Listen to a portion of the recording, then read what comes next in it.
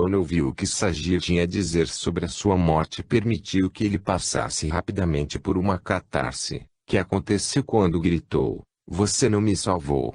Você não me salvou!" Uma semana depois, Elona trouxe a lembrança à baila. Desta vez, porém, quando Saji contou sua história, não havia mais emoções envolvidas, sua catarse havia sido completa, seu ódio passara. E Elona passou a perceber uma mudança na sua personalidade. Cerca de uma semana depois, voltei a perguntar-lhe sobre aquilo, pouco antes de ele ir dormir. Repetiu a história exatamente da mesma forma, mas contou mais detalhes sobre a sua morte. Repetiu que sua mãe não pôde salvá-lo. Entretanto, desta vez falou sem emoção.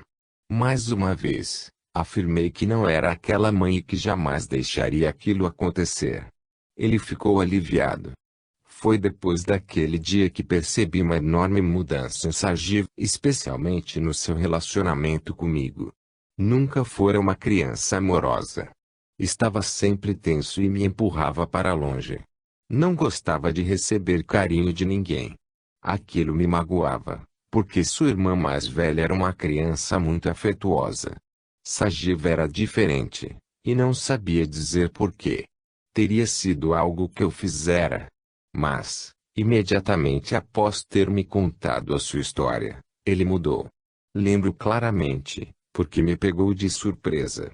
Sajiv sentou no meu colo, passou os braços pelo meu pescoço, e disse: "Eu te adoro, mamãe." Tornou-se muito carinhoso e passou a me abraçar. Era incrível. Hoje ele massageia minha nuca se eu estiver tensa, e é muito afetuoso. Pensando no assunto, percebo que ele me considerava culpada por tudo o que lhe havia acontecido na sua vida anterior. Estava furioso por eu não ter conseguido salvá-lo ou protegido do que acontecera.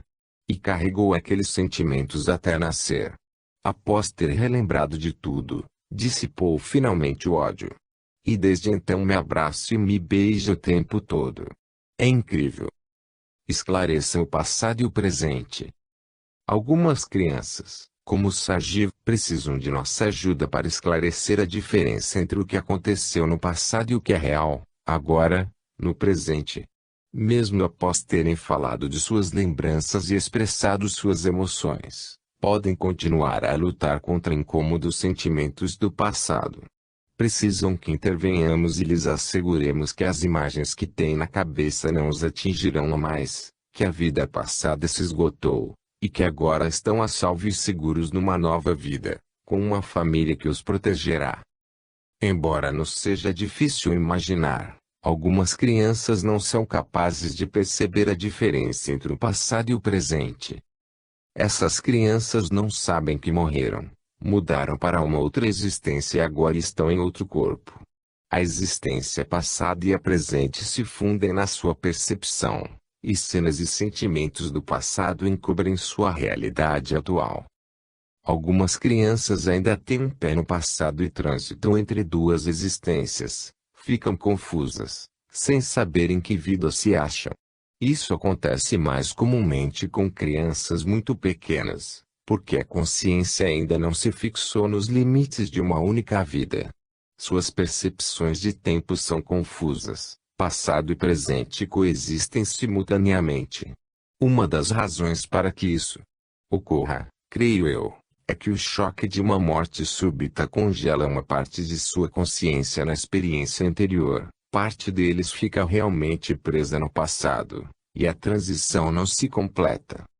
Podemos ajudar as crianças a completar sua transição, dizendo-lhes: agora você está segura num novo corpo. Está numa outra vida agora.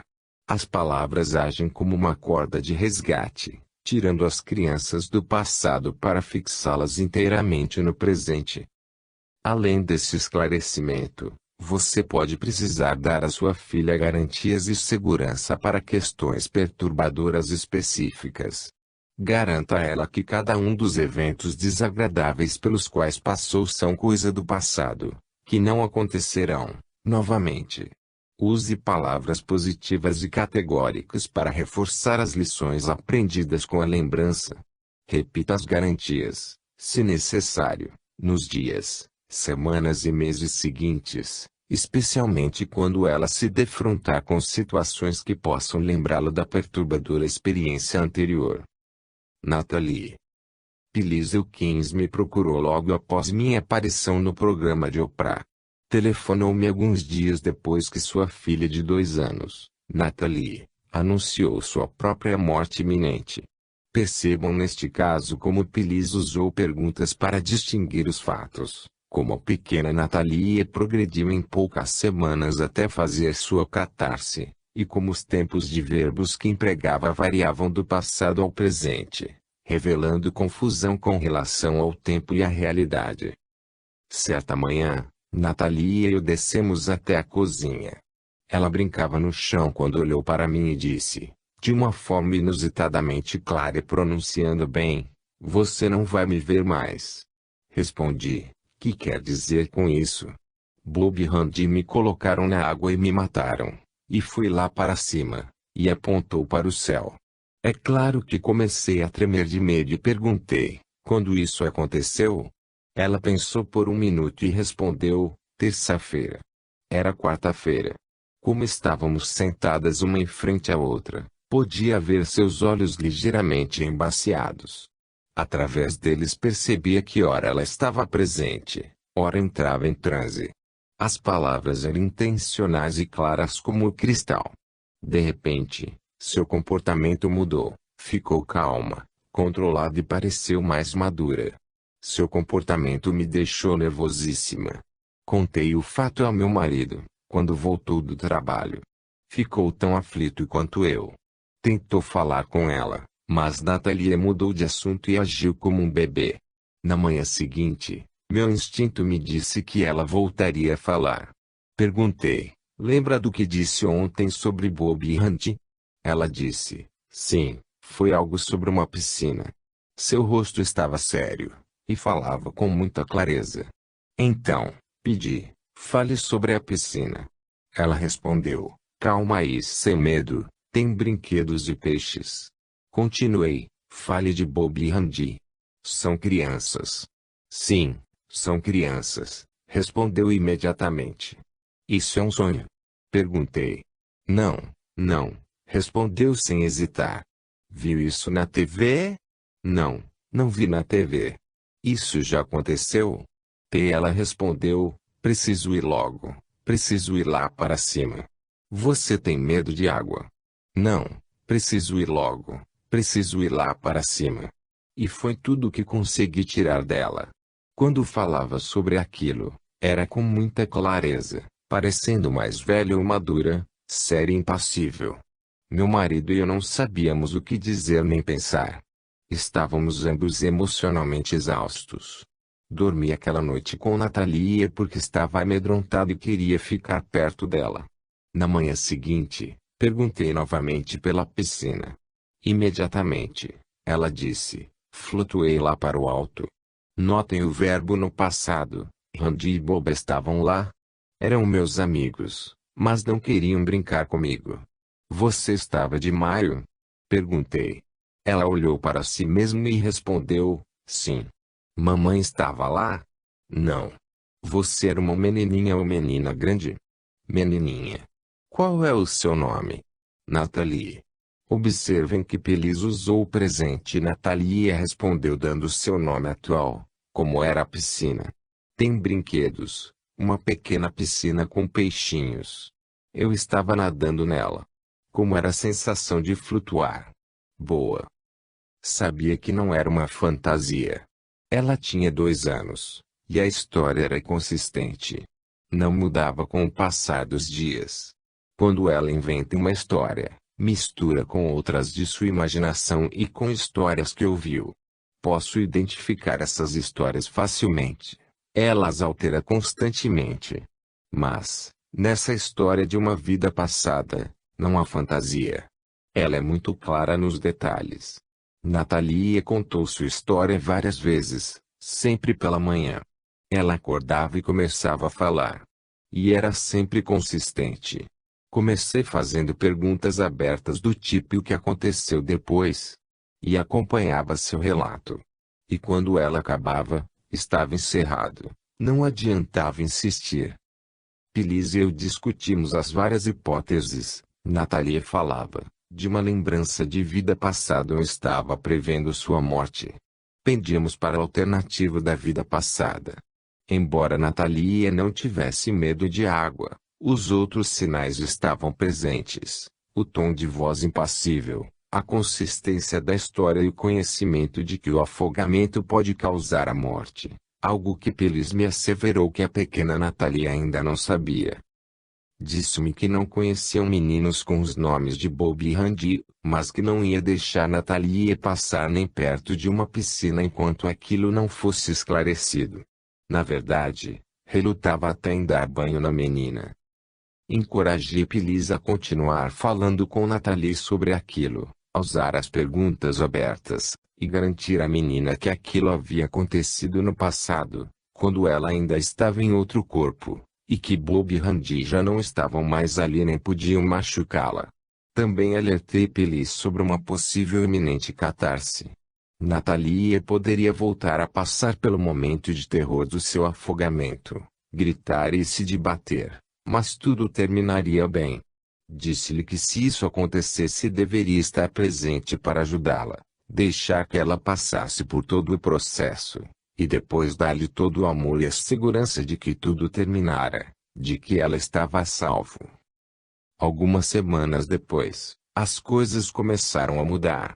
No Dia das Mães, Pilis voltou a fazer perguntas a Natalie sobre a sua experiência.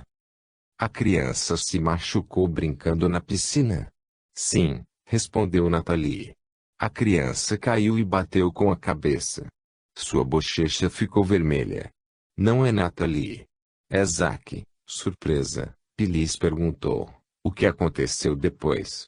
Fui para o céu. Qual é a idade de Zack? 2 anos, respondeu. Quer falar sobre esse assunto? Não, respondeu. Estou com medo. Pilis tentou infundir-lhe confiança. Isso não acontecerá novamente. Pode falar desse assunto. Mas o transe de Natalie acabara. Não tinha mais nada a dizer. Naquele momento, os sentimentos de Natalie começaram a se tornar suficientemente conscientes, e ela pode articulá-los. Conseguiu, finalmente, dizer estou com medo. Mais tarde, naquele mesmo dia, a família se dirigiu para a casa da avó, de carro. Pilis relembra. Natalia estava sentada no seu assento, muito sonolenta. Meu marido se virou e olhou. Parecia que havia algo errado com ela. Estava com o rosto contorcido, duro, e olhava para o chão. Perguntei, quer falar sobre aquilo? Ela voltou a dizer, estou com medo, estou com medo. E, ao terminar de falar, começou a se debater no assento. Teve um pequeno acesso. De repente, seus olhos começaram a brilhar e ficou calma. Ao chegarmos à casa da avó, o acesso cessara e ela estava mudada. Podia ver no seu rosto. Ela parecia brilhar. Algumas semanas depois, quando visitávamos um amigo, Natalia me surpreendeu lhe perguntando, você já ouviu falar do Zack? Então, muito naturalmente Natalia contou ao meu amigo que Zack estava nadando e que engoliu muita água, caiu, bateu com a cabeça e afundou, indo parar onde ficam os peixinhos. Ela deve ter tomado alguma decisão, naquele Dia das Mães, porque nunca mais falou do assunto. Natalia foi capaz de vencer seus medos, creio eu, porque sabia que sua mãe apoiaria. Passou por sua catarse sozinha, no assento do carro. E livrou-se de tudo. Quando voltou a falar de sua lembrança, referiu-se a ela no passado e na terceira pessoa. Manifestação ao longo do tempo. O esclarecimento de uma lembrança pode não acontecer de uma vez só. Na maioria dos casos, o processo se dá gradualmente. As lembranças podem surgir repetidamente durante um período de dias, semanas, meses e até anos. Seu filho pode falar sobre a vida passada uma vez e novamente um ano depois, e depois nunca mais. Ou pode ser uma dessas crianças que frequentemente se referem às suas vidas passadas durante uma conversa, pegando-nos sempre de surpresa. Como nunca sabemos se a criança acabou de expressar tudo o que precisa da sua lembrança, é preciso ter cuidado para não dizer nem fazer nada que possa desencorajá-la a trazer a lembrança à tona novamente. Se você quiser partilhar essa incrível história com parentes e amigos, seja discreto. Não dê muita ênfase, sobretudo diante da criança. Ela pode ficar desconcertada. Conheço casos de pais que, em seu entusiasmo ao contar a história a terceiros, fizeram com que as crianças ficassem desnorteadas por terem se tornado o centro das atenções, a ponto de negarem ter lembrado de uma vida passada. Protejam-nas também das críticas. Não fale deste assunto com parentes e amigos que você sabe de antemão que não acreditarão. Bastam algumas palavras desencorajadoras ou uma piadinha de escárnio para que uma criança capte a mensagem de que vidas passadas são algo que os adultos consideram ridículo. Alguns pais me perguntaram se achava correto tentar fazer a lembrança voltar a aparecer, ao invés de esperar que surgisse espontaneamente. A resposta é sim, se você o fizer delicadamente, sem pressionar a criança. Se a primeira lembrança espontânea foi breve, como costuma ser, talvez você não tenha tido tempo suficiente para prestar esclarecimentos ao seu filho, nem dar-lhe a segurança de que precisa, ou, após refletir sobre o que ele lhe disse, você pode ter percebido que ele não fechou um assunto importante. Estes são bons motivos para se tentar fazer a lembrança ressurgir, e não há nenhum risco nessa tentativa. Use o seu instinto para determinar o melhor momento para fazer perguntas. Espere até que você esteja tranquilo e a criança relaxada, e ambos longe de fontes de distração. Então, quando você sentir o momento certo, relembre casualmente o que a criança disse em outra ocasião. Fale assim, por exemplo, lembra quando me falou da sua outra mãe? Faça com que saiba que está interessada no que ela disse e quer saber mais. Se a criança ainda lembra e for capaz de falar sobre o assunto, este pode ser o empurrãozinho necessário para que a lembrança reapareça. Ela pode recomeçar a falar a partir do ponto em que parou, sem perder uma vírgula. Ou pode não querer o falar sobre aquilo, ou não lembrar. Se a criança agir como se não soubesse do que você está falando ou disser que foi apenas um sonho ou mudar de assunto, deixe estar. Se a porta não se mexe, não há nada que se possa fazer para forçá-la a abrir. Se não conseguir fazer seu filho falar mais sobre o assunto, pode encorajá-lo a expressar sua lembrança artisticamente. Para algumas crianças, expressar uma lembrança através de um meio que use o lado direito do cérebro é mais fácil do que por meio de palavras. Sugira que ele desenhe, pinte ou encene através de brinquedos. Mesmo que lhe pareça ignorar suas sugestões, observe seus desenhos e brincadeiras. Se observar que ele está desenhando ou reencenando a lembrança, mostre interesse pelo que está fazendo e peça que lhe conte do que se trata. Isso pode reabrir o fluxo da memória. PS, tome nota. Mantenha o registro das lembranças de vidas passadas do seu filho. Tome nota imediatamente após o acontecimento, enquanto ainda está fresco na sua mente. Registre tudo o que lembrar, as palavras que ele disse, a expressão do rosto, a linguagem corporal, sinais de emoções, o que você disse e as perguntas que fez. Como você se sentiu e o que pensou enquanto testemunhava o acontecimento. Anote também o que você e seu filho faziam no momento, e que pode ter acionado a lembrança. Se ele falar mais de uma vez sobre a lembrança, suas anotações facilitarão a comparação entre as várias ocasiões, em busca de consistência e para registrar detalhes adicionais.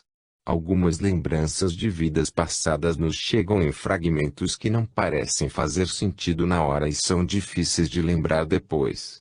Mas, se você anotar tudo o que seu filho disser, poderá perceber que esses fragmentos, quando reunidos, formam um padrão que faz sentido. Anotar pode ser de alguma valia para outros pais, também. O estudo de lembranças de vidas passadas em crianças é um campo novo, que necessita de muita pesquisa para que se possa entender toda a importância desse fenômeno. Pesquisadores independentes, como eu, precisam confiar em pais como você para tomar conhecimento de casos. Um relato escrito do seu caso, se você decidir partilhá-lo mais tarde, será uma contribuição valiosa para essa pesquisa. Por meio dele, outros pais poderão aprender com a sua experiência. Guarde as suas anotações junto com os seus documentos mais valiosos.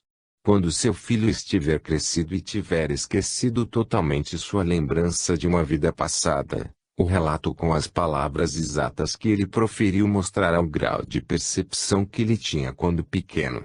Do ponto de vista de um adulto, sua lembrança de vida passada pode ter um significado mais profundo. Vocês dois ficarão maravilhados ao perceberem que seu comportamento adulto, suas habilidades, interesse e sua carreira foram previstos pelos inocentes comentários de uma criança de 2 anos. John Van Dyck. John Van Dyck, hoje, deve ter cerca de 20 anos. Aos 3 anos de idade, teve uma experiência de vida passada, na cidade de São Francisco, em Assis, na Itália. Sua mãe, Alison, mantinha um diário e um álbum de recortes. Quando ficou mais velho, o registro das suas lembranças tornou-se uma fonte de inspiração e de direcionamento para ele, fazendo-o lembrar que recebera as primeiras indicações sobre o propósito de sua vida quando ainda era menino. John tinha 3 anos quando visitou Assis.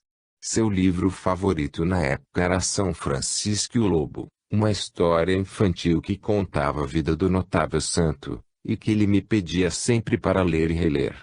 No primeiro dia em Assis, fomos visitar a igreja, e depois andamos até a pequena capela onde São Francisco tivera sua famosa visão de Cristo, que lhe pedira: Francisco, construi uma igreja para mim. Como todos os meninos de 3 anos, cheios de energia, John estava sempre correndo e ia pelo menos meio quarteirão à nossa frente. Quando meu marido e eu viramos a esquina, no caminho para a pequena capela, encontramos John segurando a mão de um monge franciscano, pacientemente à nossa espera. O monge se apresentou e disse que John lhe pedira que fizessem um passeio. O monge parecia confuso, mas obviamente também estava intrigado com a espontaneidade daquele menininho americano. Indo a reboque dos 2 novos amigos, ficamos perplexos com a conversa que se seguiu. John começou o passeio pedindo para ver certas áreas da capela de que eu jamais ouvira falar. Era como se já tivesse estado ali. Quando chegamos à capela onde São Francisco tivera sua visão, John ficou em silêncio por um longo tempo, olhando fixamente para a imagem de Cristo, uma atitude muito incomum para um menino agitado de 3 anos. Quando se despediu do seu novo amigo, estávamos convencidos de que tivera uma vida passada em Assis. John e eu montamos um álbum com postais e fotografias dessa viagem.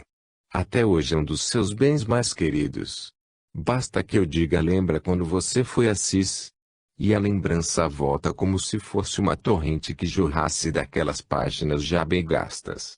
Aos 20 e poucos anos, John entrou para um grupo de estudantes católicos no Colorado, onde cursava o 2º grau. Viajou para o México 2 vezes, para fazer um trabalho missionário junto aos índios Tarahumara, e uma outra vez para o Alasca, para trabalhar com aldeões esquimós.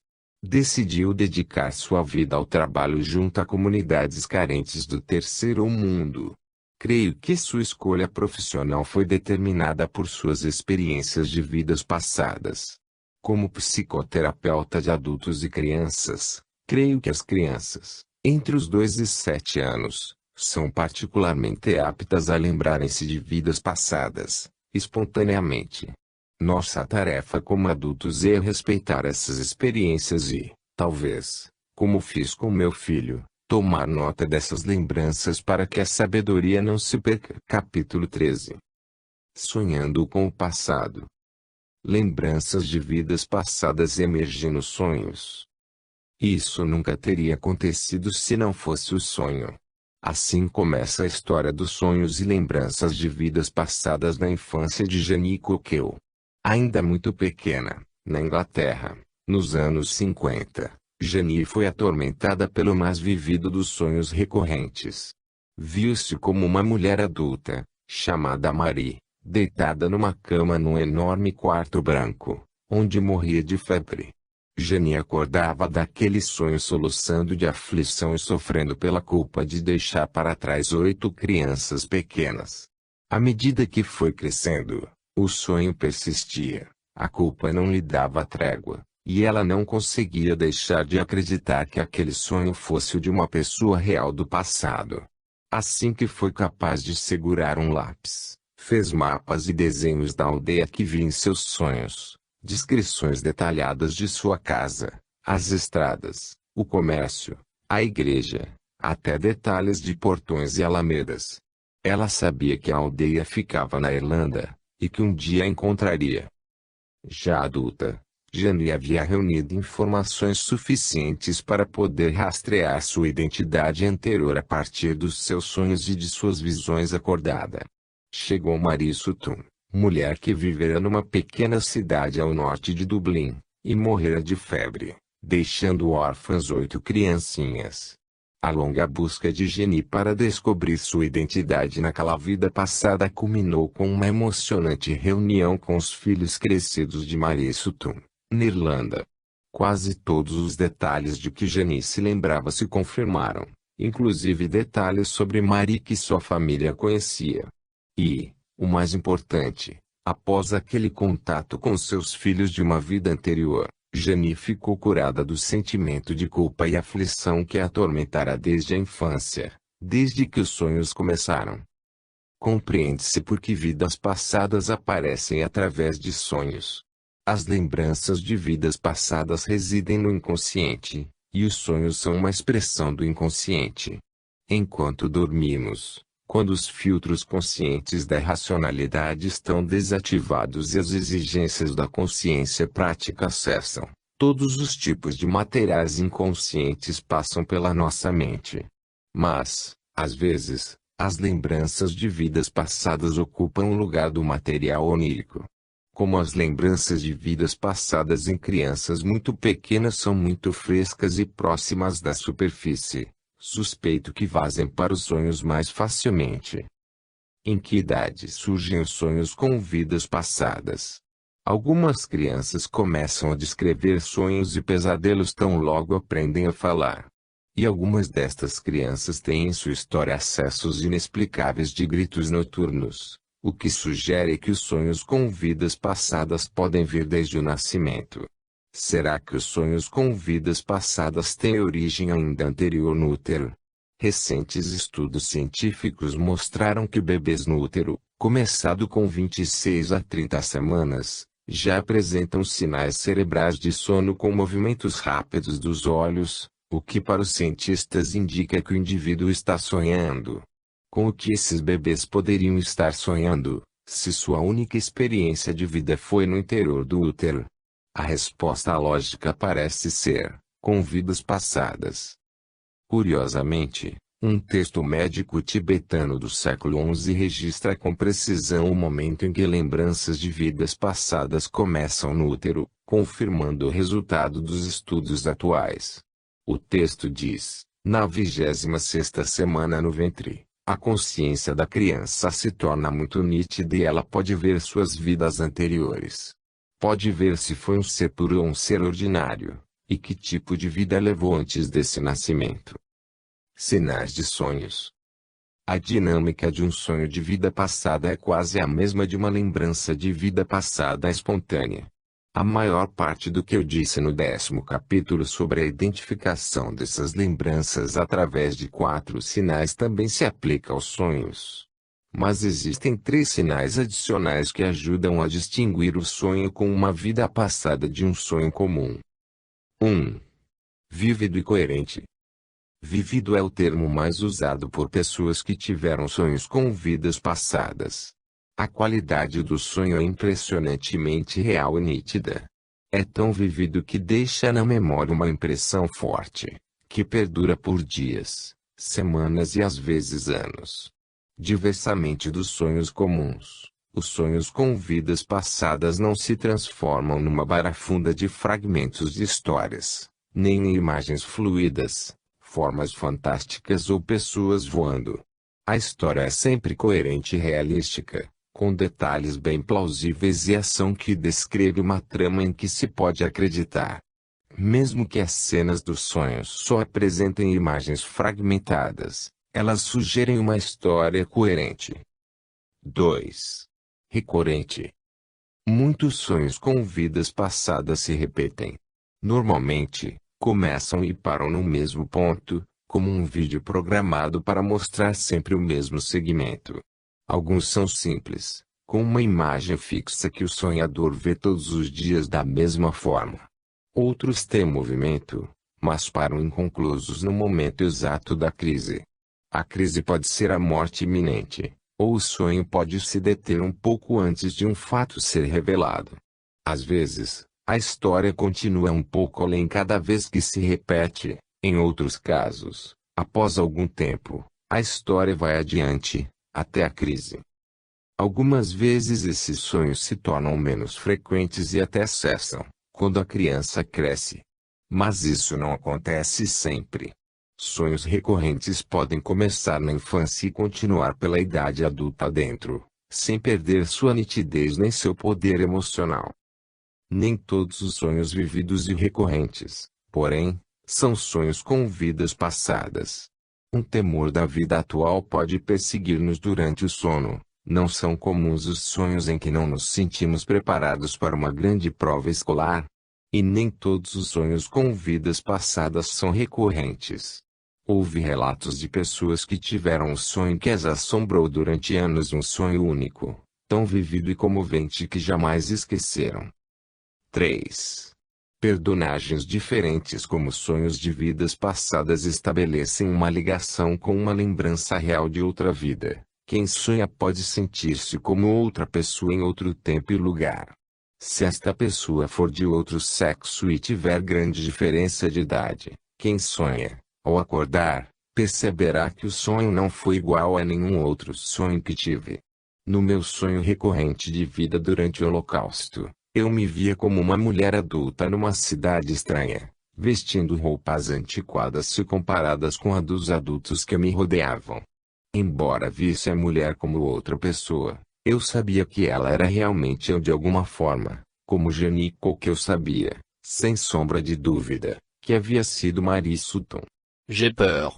Où est ma mère? Uma das evidências mais curiosas de que as lembranças de vidas passadas emergem nos sonhos é o ato de falar línguas estrangeiras que não se conhece, durante o sono. O caso a seguir é do livro Lifetimes do Dr. Frederico Lenz. Certa noite, meu marido e eu acordamos ouvindo uma voz estranha proveniente do quarto de nossa filha de 6 anos. Fomos até o quarto dela, e a encontramos dormindo tranquilamente. Ficamos intrigados. Quando já íamos voltar, ela começou a falar dormindo. Falava rapidamente em francês, com uma voz estranha. Minha filha só tem 6 anos. Nunca viajou para o estrangeiro e jamais viu ou ouviu alguém falar em francês. Falou em francês várias noites seguidas. Gravamos uma de suas falas e levamos a fita para uma professora de francês do ginásio local. Ela escutou e disse-nos que a menina, nossa filha, que falava estava procurando a mãe, da qual fora separada durante um ataque alemão à sua aldeia. Disse ainda que a menina parecia perdida e, pelo tom de voz, estava muito angustiada. Meu sentimento é de que nossa filha viveu numa aldeia francesa e, provavelmente, morreu em uma das 2 grandes guerras. Este caso é fascinante não apenas porque a fala foi gravada e examinada, mas porque tem todas as características de uma lembrança de vida passada. As palavras da menina descreviam uma história de vida passada atípica, que nos fazem lembrar de tantas outras tragédias em guerras recentes.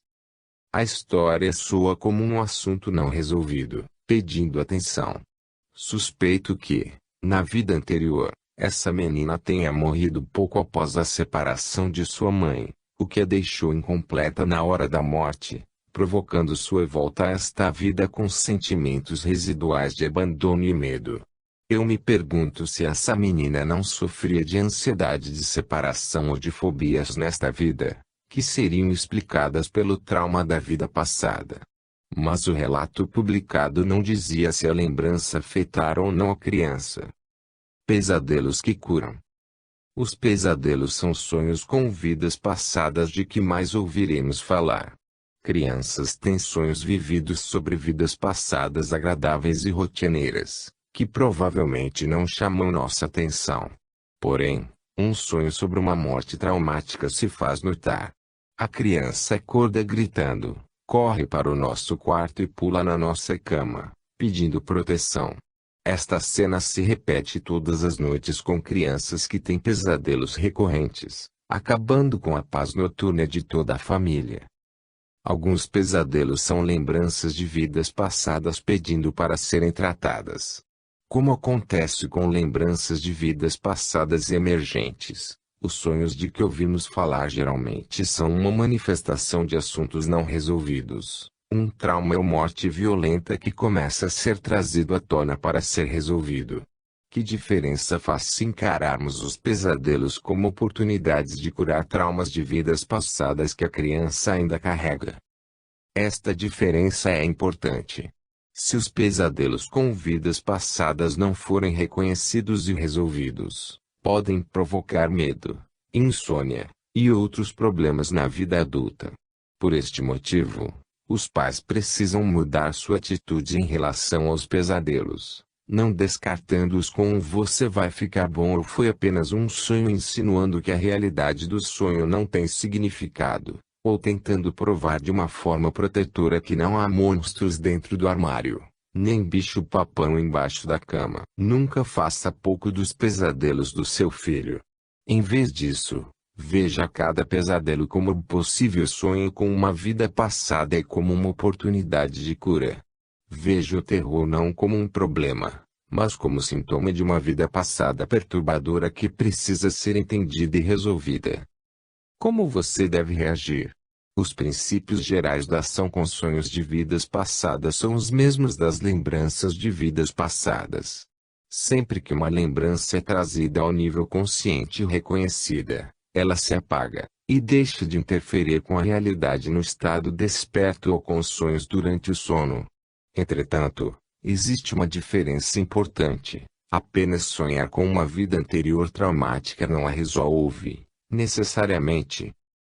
Diversamente do que acontece com lembranças de vidas passadas quando se está acordado, o que é um ato consciente, os pesadelos com vidas passadas permanecem inconscientes até que seu filho fale sobre eles quando estiver acordado. Então, quando o sonho se torna consciente, atua como se fosse uma lembrança espontânea em estado desperto, e você poderá seguir o conselho do capítulo 11. Encoraje seu filho a falar sobre o sonho. Distinga os fatos e as emoções da história. Reconheça a verdade da experiência dele e deixe-o expressar todas as suas emoções. Então, esclareça presente e passado, assegure de que agora ele está salvo e amado, e aborde temas específicos com esclarecimentos adequados. Marie e as bombas. O caso de Marie, contado pelo Rabino Gerson, é um exemplo de como uma lembrança traumática de vida passada pode emergir primeiramente em sonhos, continuando a perturbar a vida da criança mesmo acordada. É fácil ver o que os pais de Marie poderiam ter feito nesse caso, se tivessem sabido como agir. Marie nasceu no meio oeste americano. Durante o dia, era uma criança normal e feliz, mas durante a noite gritava de terror. Tão logo aprendeu a falar, passou a descrever pesadelos muito reais em que sofria um bombardeio, e tinha pavor de sirenes. Certa vez, Marie voltava a pé da escola, quando uma sirene começou a tocar. Ela pôs-se a gritar, correu para o meio da rua, parou um carro que passava, berrando: "Vamos ser bombardeados!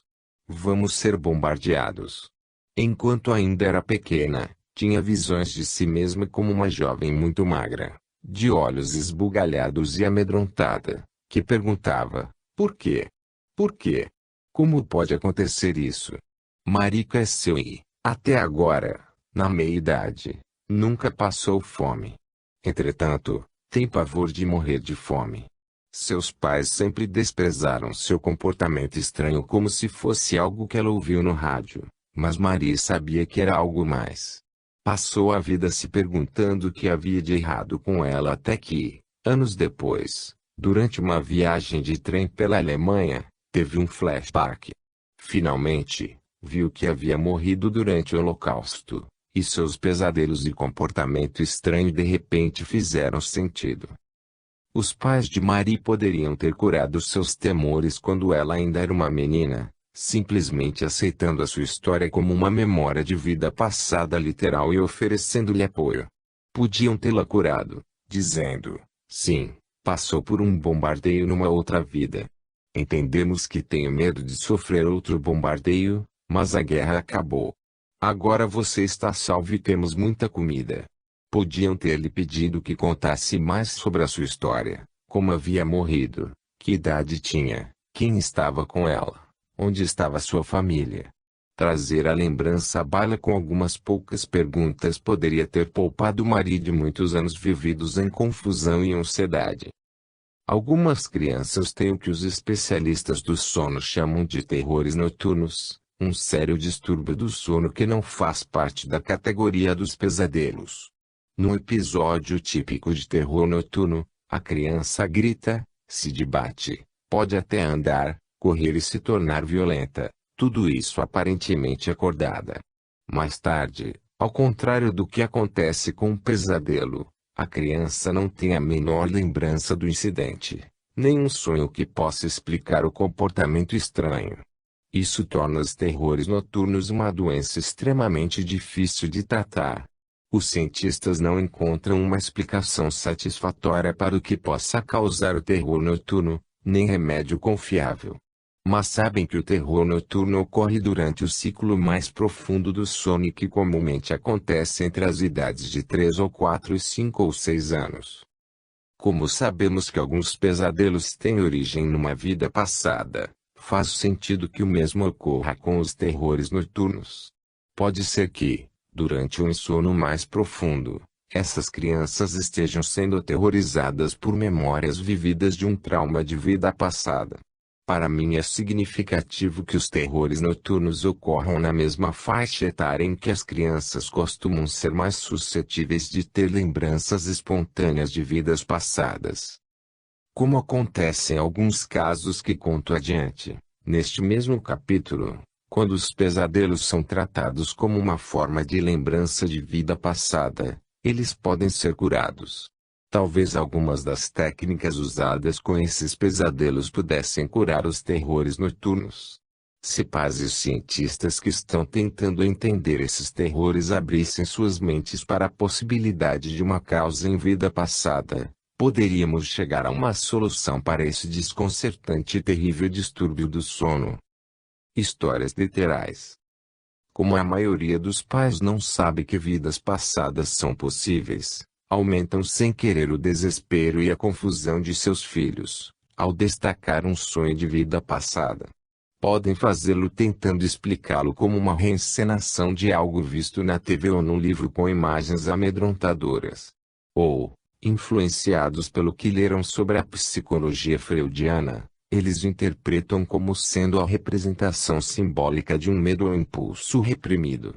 Mas nada disso seria necessário se percebessem que, na verdade, alguns sonhos e pesadelos são memórias literais de experiências verdadeiras do passado. Dana Grabiner.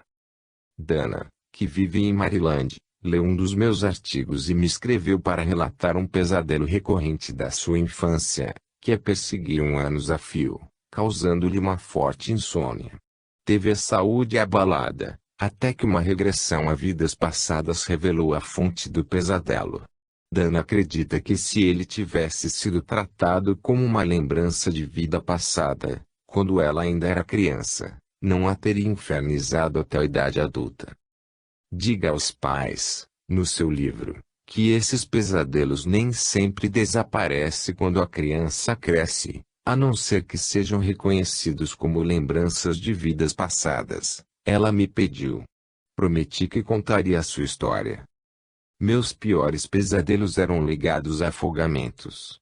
Desde meus 4 ou 5 anos, assim que cochilava, primeiro ouvi um zumbido baixo e depois era tragada por um redemoinho de água. Ficava paralisada e não conseguia chamar meus pais. Quando acordava do sonho, gritava por eles, corria para contar-lhes meu pesadelo. Meu pai ia até meu quarto, olhava atrás da cama, no armário e sob a escrivaninha, para me mostrar que não havia monstros ali. Tive outros sonhos recorrentes na minha infância, mas esses pesadelos com água eram diferentes. A cada dia tornavam-se mais vividos. Eu me afogava de verdade no sonho. Podia sentir a água na minha garganta, no meu nariz. E aqueles pesadelos sempre me deixaram aterrorizada. Os pesadelos continuaram através da minha infância e juventude. No final de 1982, aos 34 anos, exausta por uma insônia intermitente, uma amiga me sugeriu que tentasse uma regressão a vidas passadas, para descobrir a raiz do meu sonho. Aceitei a ideia. Quem é você? Perguntou o hipnotizador, durante a regressão. Identifiquei-me como uma jovem chamada Atena, uma empregada doméstica grega. Sabia que era aquela jovem. Vivenciava seus pensamentos e sentimentos. Certo dia, ressentida e desafiante, joguei no chão os utensílios de cozinha e corri para fora da casa, descendo uma escadaria, em direção a uma lagoa. Tirei minhas roupas, deixando-as no chão, e pulei na água. A água estava uma delícia. Momentos depois, apareceu um homem na beira da lagoa e me mandou sair. Recusou-se a jogar minhas roupas para mim e, por isso, permaneci na água. Subitamente, houve uma tempestade, e me afoguei. Pouco depois desta breve regressão, minha insônia desapareceu. Nunca mais tive o pesadelo. Dana nunca me disse se consultou um terapeuta por causa da sua insônia. Mas, se o tivesse feito, qualquer psicoterapeuta tradicional teria interpretado a água no seu sonho, simbolicamente, como metáfora de uma causa oculta na infância. Dependendo da formação e da orientação do terapeuta, poderia ter interpretado o afogamento como metáfora de sua relação com a mãe ou como sintoma de alguma outra situação de sufocação. Essas interpretações poderiam estar corretas para outras pessoas em circunstâncias diferentes, mas não para Dana. A cura imediata e total da aflição de Dana, com apenas uma regressão a vidas passadas, prova que seus pesadelos não eram metáforas nem símbolos inconscientes, representando alguma síndrome complexa. Na verdade, eram imagens literais de um afogamento em vida anterior. Faremos um favor aos nossos filhos se, além de especularmos sobre o significado simbólico, procurarmos pela história literal em busca de possíveis causas em vidas passadas. Bruxismo, uma história bem-sucedida. Creio que existam milhares de crianças sofrendo de pesadelos de vidas anteriores precisando de ajuda. Seus pais, perplexos, podem pagar por auxílio psicológico, sem que a criança melhore. Este caso da Flórida é uma exceção. Os pesadelos com vidas passadas de Kate foram imediatamente reconhecidos e erradicados. Essa história dá esperança a outras crianças que sofrem de pesadelos. Kate, aos 8 anos, foi se consultar com o Dr. Ron Divasto em busca de uma solução para o seu bruxismo, o ranger de dentes durante o sono. O pai do menino levara o filho a vários dentistas, mas nenhum deles pôde encontrar uma ligação entre o bruxismo e a fisiologia dos seus dentes ou da mandíbula. Finalmente, o último dentista consultado sugeriu a Kate uma hipnose, e indicou o Dr. Divasto. E é ele mesmo quem nos conta o que aconteceu na consulta de Kate. O pai de Kate me disse que o problema começara de repente, certa noite, 6 meses atrás, e parecia piorar. No decorrer da entrevista, mencionou de passagem que Kate estava tendo pesadelos, que começaram quase ao mesmo tempo que o ranger de dentes. Durante os pesadelos, o menino sentia que estava sendo sufocado. Após os pesadelos, Kate sempre acordava tenso e com muito medo. Kate parecia um menino muito agradável, inteligente e quieto. Estabelecemos um bom relacionamento desde o início. Empreguei regressão no tempo para levá-lo até o momento de seu primeiro pesadelo. A regressão foi fácil, e a história que se revelou deixou-nos estarrecidos. Kate contou a história de um menino de 15 anos, que viveu na França durante a ocupação nazista. Começou falando do ponto de vista do menino francês, chamado René. Assim que fechou os olhos, começou a tremer e parecia estar sentindo muito medo ao descrever o que via. Uma longa fila de pessoas de sua aldeia, forçada a andar pelos soldados alemães, passava em frente da fazenda dos seus pais. Os soldados entraram na fazenda, capturaram René e a família, e os colocaram na fila junto com os outros.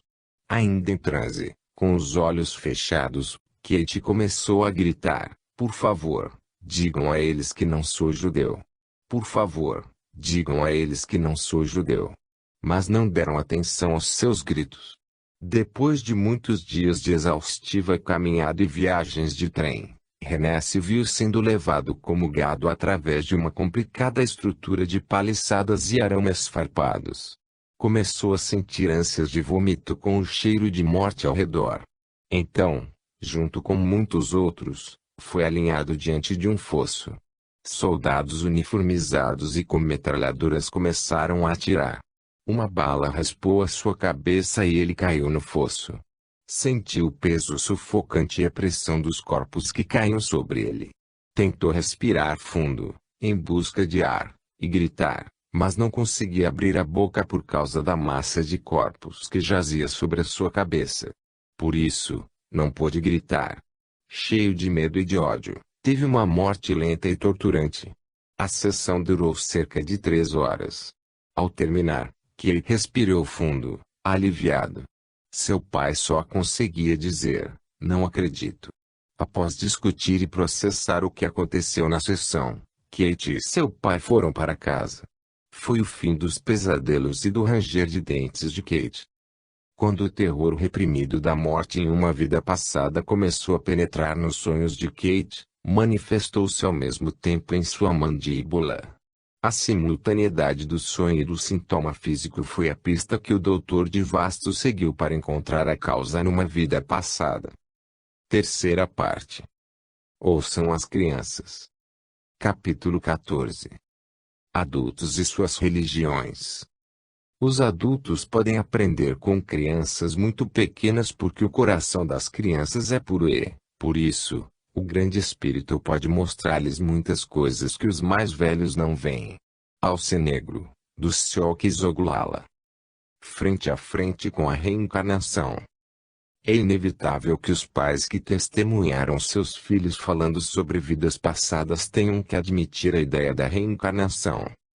Para alguns, isto é motivo de sofrimento porque a ideia de reencarnação entra em choque com suas crenças religiosas. Outros acolhem bem, como se fosse uma confirmação do que suspeitavam ser verdade.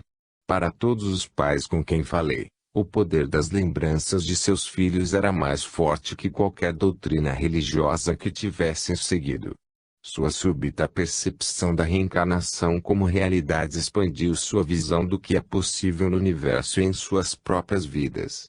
Todos admitiram que suas crenças mudaram profundamente quando seus filhos relataram inocentemente suas vidas anteriores. Marie Fleming, mãe dos artistas gêmeos, conta como a experiência de seus filhos transformou sua mente.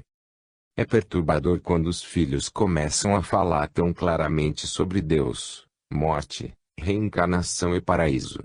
Mas, como aquilo partia dos meus filhos, eu não podia descartar. Tive que reavaliar todas as minhas crenças e ideias que sobre a vida e por que estamos na Terra. Nossa família participa muito da paróquia da Igreja Católica local, e eu não sei bem o que a igreja pensaria sobre tudo isso. Mas tenho que crer nos meus filhos quando eles falam.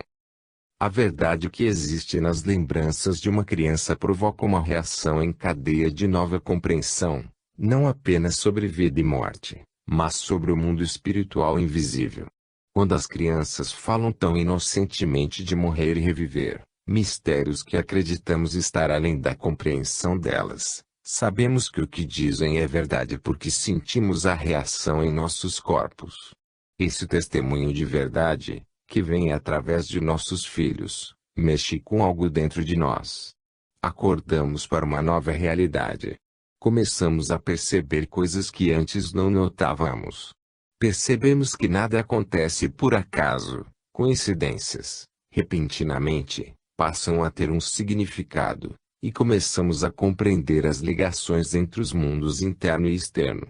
Mas poderíamos ter perdido tudo isso se nossos filhos não nos tivessem puxado pela mão e nos mostrado.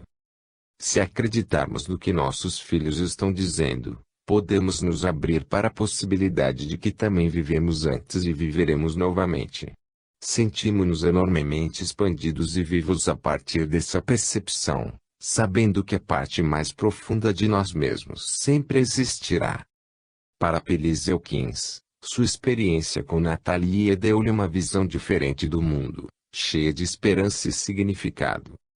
Fui criada no catolicismo, mas não sou praticante.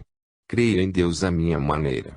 Nunca conversamos com Natalie sobre religião, exceto que acreditamos em Deus. Meu marido também é uma pessoa muito aberta. Mas, quando passamos por tudo aquilo pela primeira vez, foi como se nos tivessem jogado contra uma parede. É como quando se dá a luz, imediatamente tem-se uma nova visão da vida. Tem-se uma visão diferente do que é importante. Costumava pensar que seria confortador saber que quando morremos temos uma oportunidade de voltar, reformular as coisas e até mesmo estar de novo na mesma família. Por causa de Natalie, hoje acredito piamente nisso. As vidas e as percepções daqueles pais mudaram porque acreditaram em seus filhos. Não permitiram que suas religiões colocassem obstáculos. Ou mudaram a forma de pensar sobre a doutrina religiosa em que tinham sido educados ou encontraram um meio de criar espaço em suas crenças religiosas para aceitar a reencarnação. Porém, para outros, não foi tão fácil. Ao conversar com certos pais, me deram a impressão de estarem nervosos e inseguros a respeito do que deveriam pensar ou crer. Diziam-me, em voz baixa, pode parecer estranho, mas... Ou por favor, não pense que sou maluco, mas... Assegurei a todos que estavam em boa companhia, que não eram os únicos a verem e ouvirem essas coisas dos seus filhos. Ficaram aliviados e gratos pela oportunidade de discutir suas experiências sem se sentirem embaraçados, culpados ou malucos, ou temerosos de acreditar nos filhos. Confessaram que não podiam falar sobre essas experiências com a família ou os amigos, ou com os padres, rabinos e pastores, porque tinham medo. Sabiam que aquelas experiências não se ajustavam às suas doutrinas religiosas e que poderiam ser afastados por acreditarem num absurdo que contradizia sua fé. Refleti sobre aquilo. Se aqueles pais, que tiveram segurança suficiente para me procurar ainda estavam nervosos, imagine quantos pais não mantêm em segredo as lembranças de seus filhos. Ou, pior, quantos não silenciam as crianças e negam o que veem com seus olhos e sentem em seus corações, portanto têm medo de serem criticados pelos vizinhos ou por sua igreja. Para mim, esse temor é o maior obstáculo para uma aceitação mais ampla das lembranças de vidas passadas em crianças. Decidi pesquisar para entender isso melhor. Queria ver se podia descobrir por que a reencarnação tem uma imagem tão ruim na cultura ocidental. Na TV e nas caricaturas, a reencarnação é sempre motivo de riso, quando satirizada como uma superstição absurda. O preconceito sobre o assunto é enorme. Às vezes, Quando falo com certas pessoas sobre o meu trabalho, começam a cantarolar o tema do seriado Além da Imaginação, uma forma polida de rotular minhas ideias de estranhas e fora de propósito. Desde que Shirley MacLaine